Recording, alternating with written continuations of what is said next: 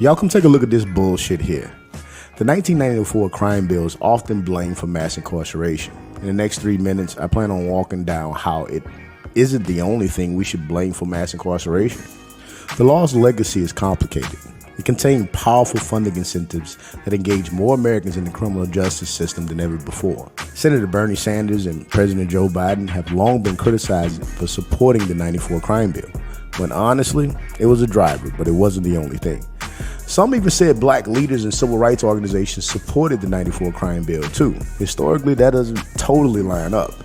Velsa Weaver hit that element well in an op-ed she wrote, saying, while supporting the idea of addressing crime, members of the Congressional Black Caucus criticized the bill itself and introduced an alternative bill that included investments in prevention and alternatives to incarceration, devoted $2 billion more to drug treatment and $3 billion more to early intervention programs.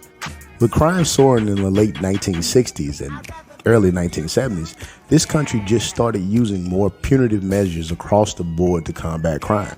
Both state and federal government enacted more laws that gave longer sentences for drug possession while adding and passing more laws resulting in basically new crime. For example, New York State's Rockefeller drug laws imposed 15-year mandatory minimums for possession of marijuana and other drugs. Laws like these put unprecedented numbers of people in prison for nonviolent crimes. Think about the difference in how this country has responded to the opioid crisis as opposed to the crack crisis.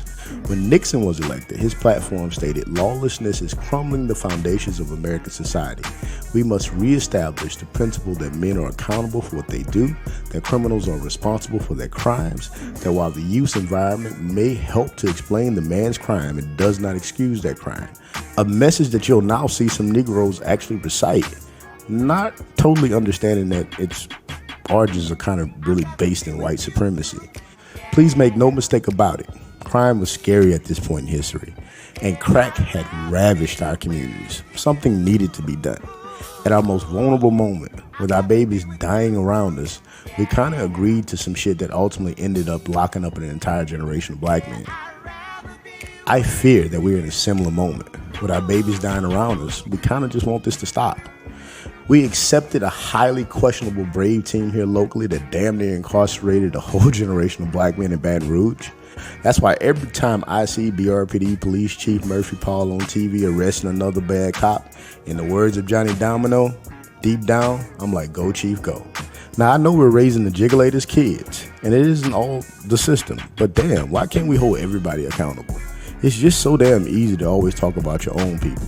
We listen to a white lawmaker label the Bankstown Mafia, knowing that the FBI cites a neighborhood or local street gang as being confined to specific neighborhoods, with the primary purpose being drug distribution and sales.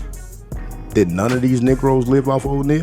Not figuratively, but using this language now means they can arrest everybody on the same damn pot of evidence.